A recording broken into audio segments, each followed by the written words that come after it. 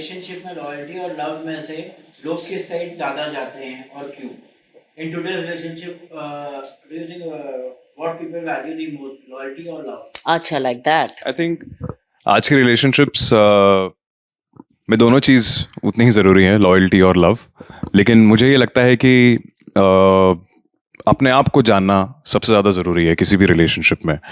आप जब अपने आप को समझ पाते हैं, अपने ट्रिगर्स को समझ पाते हैं, अपने ट्रॉमा को, अपने स्ट्रगल्स को के साथ बैठ के आप उसको प्रोसेस कर पाते हैं, और फिर अगर आप एक रिलेशनशिप में जाते हैं तो वो बहुत फुलफिलिंग रिलेशनशिप होता है. नहीं तो बहुत बार क्या होता है कि अगर मुझे कुछ चीज़ बॉदर कर रही है तो मैं उसको प्रोजेक्ट करने लग जाता हूँ दूसरे पे, तो उससे फिर फ्रिक्शन काफ़ी ज़्यादा होता है. तो I think for a relationship to thrive, love, loyalty तो ये पहलू हैं ही, लेकिन कहीं ना कहीं एक रेडिकल अकाउंटेबिलिटी अपने ऊपर, अपने इमोशंस के ऊपर और अपनी ज़िंदगी के ऊपर बहुत ज़रूरी है. आई अग्री कि ये अब पहले खुद से अगर प्यार करना आप सीख जाए ना तो सामने वाले से प्यार करना बहुत ही आसान हो जाता है. और जब खुद से प्यार नहीं होता है ना तो सामने वाले से प्यार महसूस करना भी मुश्किल हो जाता है. लेकिन तो उस हिसाब से मैं कहूँगी कि जब प्यार होता है ना तो लॉयल्टी का जो डेफिनेशन है वो भी बदलता रहता है, क्योंकि लॉयल्टी हर किसी के लिए अलग चीज होती है. लेकिन अगर आप दोनों के बीच में प्यार हो, पहले खुद से और फिर एक दूसरे से, तो नेचुरली एक ट्रस्ट आ जाता है. और जब ट्रस्ट आ जाता है तो आप लॉयल्टी अपनी तरीके से आ ही जाती है. पर अगर आप लॉयल्टी पे फोकस करो तो कहीं शायद प्यार छूट जाएगा आपका, क्योंकि आप एक एक्सटर्नल रियलिटी पे फोकस कर रहे हैं, इंटरनल इमोशन पे नहीं. तो क्लोजर के नाम पे लोग कभी कभी दूसरे इंसान के इमोशनल स्पेस मिसयूज करते हैं, तो आपका टेक क्या है? Very good question. मैं कहूँगी कि क्या होता है ना कि क्लोजर, एक बार क्या होता है, क्लोजर मतलब कोई चीज़ ख़त्म हो चुकी है, आप उसको एक तरह से ख़त्म, हाँ, और उसमें इतना दर्द होता है कि कभी कभी लोग उस दर्द के मारे सामने वाले को ब्लेम करते हैं, सामने वाले से चिढ़ जाते हैं, उसको हेट करते हैं. तो उसकी वजह से बहुत सारा अग्रेशन, बहुत सा एक वो बोलते हैं ना, वो एक वेंजफुल जैसे एक बिहेवियर होने लग जाती है. उसकी वजह से लोग एक दूसरे को हर्ट करने की कोशिश करते हैं, जो आप आमतौर पे देखते हैं. जब डिवोर्स भी हो किसी का तो कभी कभी, या ब्रेकअप हो, तो बहुत अगली हो जाता है. और वो होता इसीलिए क्योंकि आपको लगता है सिर्फ आप दर्द में हैं और सामने वाला नहीं है.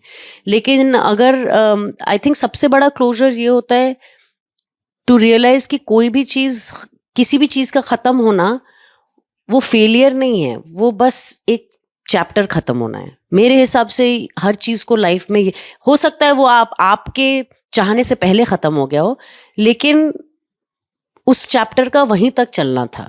और अगर आप ये मान ले, उसको एक्सेप्ट कर ले, स्वीकार कर ले, तो आप खुद ही अपने आप को क्लोजर, कोई सामने वाला आपको क्लोजर नहीं दे सकता है, वो क्लोजर आपको खुद ही से मिलेगा. तो मैं कहूँगी कि यस, इफ वो टेंडेंसी जो होती है सामने वाले को हर्ट करने की, वो आपको समझने की ज़रूरत है कि वो सही नहीं है.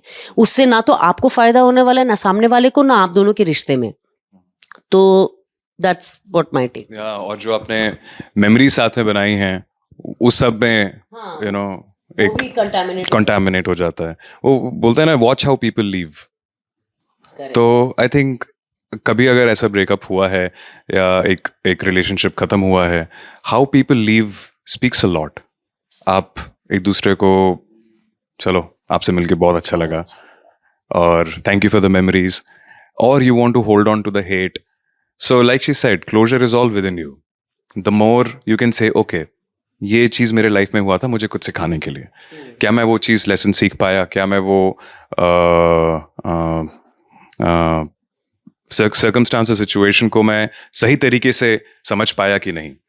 और बहुत बार ऐसा होता है कि किसी भी कारण अगर रिलेशनशिप एक काम नहीं करता है तो ज़रूरी नहीं है कि दूसरे की ही गलती है या आप गलत थे इसीलिए. कभी कभी ऐसा होता है कि सिचुएशंस और सर्कमस्टांसेस ऐसे होते हैं कि जहाँ पे लोगों को अलग अलग चीज़ें चाहिए होती हैं लाइफ से, तो वो भी एक कारण होता है. तो इट इज़ ऑलवेज नाइस कि आप अगर जा रहे हैं, अगर आपकी दोस्ती टूट रही है या रिश्तेदारी टूट रही है या फिर एक प्यार का ये हो रहा है कि आप you part well, you know, wish well, honourable, with integrity, that's very important. शाना, आपसे जानना चाहेंगे कि आपको 20 इयर्स हो गए इंडस्ट्री में, आप कैसे देखते हैं? आपने बहुत सारे रोल्स किए और कई सारे डिफरेंट रोल्स किए जहाँ पे आप वुमेन एम्पावरमेंट के बारे में बात की कई सारे रोल्स में, और मतलब कि आपको क्या लगता है कि मतलब कैसे इंडस्ट्री इवॉल्व हुई है जब से आप आई हैं, और आपको क्या लगता है कि अभी जो है वुमेन्स जो है और मीडिया रोल मिल रहे हैं उनको, स्पेशली लीड एक्ट्रेसेस? जी डेफिनेटली मैं कहूँगी जो जर्नी रही है 20 सालों में, उसमें बहुत फ़र्क आया है राइटिंग में, कैरेक्टर बिल्डिंग में। स्पेसिफिकली औरतों के लिए जो कैरेक्टर्स हैं, यस, पर मैं कहूँगी आदमियों के लिए भी जो कैरेक्टर्स हैं वो आज बहुत बेहतरीन तरीके से लिखे जाते हैं। पहले ज़माने में वो भी बहुत वन डायमेंशनल थे कि आप सिर्फ हीरो है, आप सिर्फ लोगों को बचा रहे हैं, आप सिर्फ लोगों को के लिए प्रोवाइड कर रहे हैं, मर्द को दर्द नहीं होता, उस तरह का एक पोर्ट्रेयल था, बिल्कुल यूनिडायमेंशनल था। जबकि आज आप बहुत ज़्यादा उसमें वल्नरेबिलिटी भी मेल कैरेक्टर्स में ज़्यादा नज़र आती हैं, जो उनकी एक स्वीटनेस वो भी ज़्यादा नज़र आती है। तो I think overall character writing बहुत इम्प्रूव हुआ है। एंड क्या कहते हैं, सब्जेक्ट्स भी मेरे ख्याल से बहुत इंटरेस्टिंग सब्जेक्ट्स को लेके एक्सप्लोरेशंस रही हैं इन लास्ट 20 सालों में, जो इससे पहले शायद हम इमेजिन नहीं कर पाते। तो there definitely has been a progress, and but at the same time उसी के साथ साथ कभी कभी आप फिर कुछ ऐसी फिल्में देख लेंगे जो इतनी रिग्रेसिव है और इतनी पिछले टाइप के थॉट्स की हैं कि आपको समझ में ही नहीं आता कि ये आज के दिन में कैसे बन सकती है। पर वो भी एक रियलिटी है, और I like to focus on अच्छा क्या हो रहा है और आगे हम किस तरह से बढ़ रहे हैं। तो उस हिसाब से आई थिंक बहुत बहुत उन्नति हुई है हमारे राइटिंग में, कंटेंट में, कैरेक्टर बिल्डिंग में, ना सिर्फ औरतों के लिए बट सबके लिए।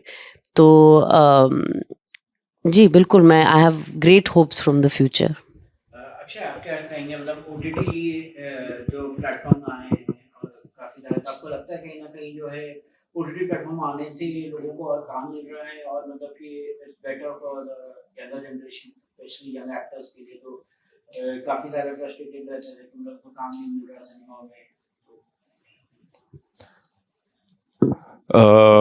एक्टर्स के पर्सपेक्टिव से तो खैर जितनी कहानियाँ बन रही हैं, I am sure there are still people who are wanting more work, not getting work. तो वो एक ऐसी जर्नी है जो एक हर एक एक्टर को इंडिविजुअली खुद तय करनी है। आप अपने हिसाब से आप जो कर सकते हैं आप करते हैं। कभी कभी you get success, sometimes you don't get success. तो this I am right now I will talk about what I feel as an actor, कि जब आप जब आप रिजेक्ट होते हैं किसी रोल के लिए, and I have faced a lot of rejections in my life, in fact I have failed more than I have succeeded. So every rejection is a redirection. तो आप जब आपको सक्सेस मिलता है तो आप जाके सिर्फ काम करते हैं, आपको फेलियर मिलता है तो आपके पास इतनी सारी चीज़ें होती है सीखने के लिए। तो don't take it personally, keep working on your craft, keep reading as much as you can for all the young actors, and approach everything with a pure heart, with an inquisitive, curious mind. तो जब failure भी होगा तो भी लगा अच्छा यार चलो इसमें ऐसा किया था, अगले वाले में कुछ अलग करके देखते हैं। और जितना आप अपने अंदर जाएंगे, अपने आप से मिलेंगे, उतना आप और एक एनरिच्ड लाइफ जी पाएंगे। और जब आप एक एनरिच्ड लाइफ जी पाएंगे तो आपको कोई भी किरदार निभाने में आसानी होगी, मेरे ख्याल से। और जहाँ तक OTT का सवाल है और इतने सारे प्लेटफॉर्म्स का सवाल है, it is not just great for the actors but also great for our society, our viewers, that we have so many other stories that we can tell. बहुत बार ऐसा होता है कि फिल्म्स 2.5 घंटे में आप वो कहानी नहीं बता पाते हैं। So now film makers also have a chance to explore the story deeper, for actors to get into the character deeper and carry that on for may be length of 8 episodes. और मैं तो 24 किया था, तो 24 episodes के length तक हम उस चीज़ को कर सकते हैं। तो it's a beautiful situation for our industry and also for our viewers. Shana, आपसे जानना चाहेंगे कि सोशल मीडिया आजकल बहुत एक्टिव हो गया है, तो आप कितना रहते हैं सोशल मीडिया पे, और आपको क्या लगता है कि एक्टर्स को अपनी पर्सनल लाइफ में डालनी चाहिए सोशल मीडिया पे? देखिए, एक्टर्स को अगर अपनी पर्सनल लाइफ सोशल मीडिया पे डालना है या नहीं, आई थिंक वो उनके ऊपर डिपेंड करता है, वो एक पर्सनल चॉइस है। किस हद तक लोगों को डालना है या नहीं डालना है। बहुत से लोग हैं जिनको जो सिर्फ प्रोफेशनल चीज़ें डालते हैं और बिल्कुल ही अपनी पर्सनल लाइफ नहीं डालते। मेरे दोस्तों में से भी कई ऐसे हैं जिन्होंने वो चुना है अपने लिए, और मैं उसको I respect that and I understand that. मेरे लिए मैं बहुत ज़्यादा सोशल मीडिया पे नहीं हूँ, कुछ कुछ चीज़ों पे हूँ, और जिन पे हूँ वो इसलिए क्योंकि वो मीडियम मुझे पसंद है, क्योंकि शायद मुझे फोटोग्राफी पसंद है, मुझे कुछ लोग, कुछ पेजेस हैं जो मुझे पसंद है जो फॉलो करना, और शायद वो मेरा तरीका है। पहले ज़माने में आप, या अभी भी पीआर बहुत लोग करते हैं, मेरे लिए ये एक तरह का पीआर है जो मैं अपने तरीके से कर सकती हूँ, जिसमें मैं अपनी मेरी जो खुद की एक पर्सनालिटी है, खुद के जो सोच विचार है, मैं अपनी तरह से सामने रख सकती हूँ, और उसकी वजह से लोग मुझे फॉलो करते हैं या मुझसे इंटरेक्ट करते हैं, तो उन्हें भी मेरी वो मुझसे रूबरू हो चुके हैं, वो मुझे समझते हैं, तो मेरे लिए वो बहुत ज़रूरी है। मैंने बहुत अप्रिशिएट किया है मेरे जो इंस्टाग्राम पे ले लीजिए, जो भी बहुत से लोग हैं जिनके साथ मेरी रोज़ाना बातें होती है, जिनको मैं जानती नहीं हूँ, लेकिन उनसे रिश्ता बन चुका है बिकॉज वो मुझे समझते हैं, मेरे पोस्ट को समझते हैं। और मैं हर तरह की चीज़ें डालती हूँ, अपनी फोटोग्राफी भी डालती हूँ, अपने सोच विचार भी डालती हूँ, अपना काम भी डालती हूँ, और हर चीज़ के साथ एक बहुत हेल्दी और इंटरेस्टिंग एंगेजमेंट और इंटरेक्शन रहता है। तो मेरे लिए मुझे वो बैलेंस पसंद है कि कुछ हद तक मैं अपनी पर्सनल चीज़ें डालती हूँ, ज़्यादातर एक्चुअली मेरे लिए वो पर्सनल है, और कुछ हद तक मैं काम की चीज़ें डालती हूँ। लेकिन आई थिंक इट इज़ जिनको जो प्रेफरेंस है वो each to their own. Lastly आपसे जानना चाहेंगे कि आपके फ्यूचर प्रोजेक्ट्स क्या-क्या और क्या मैसेज देना चाहेंगे अपने फैंस को?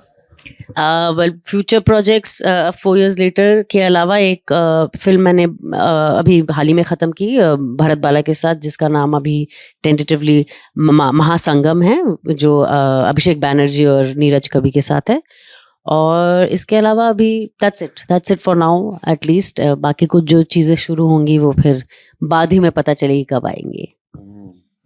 हाँ, मेरे तो खैर next projects, moment it happens, I will let everyone know. And yes, the message for your fans, our viewers, is please watch 4 years later on Lionsgate Play. And when is it releasing, Shahana? 11th of July. Thank you.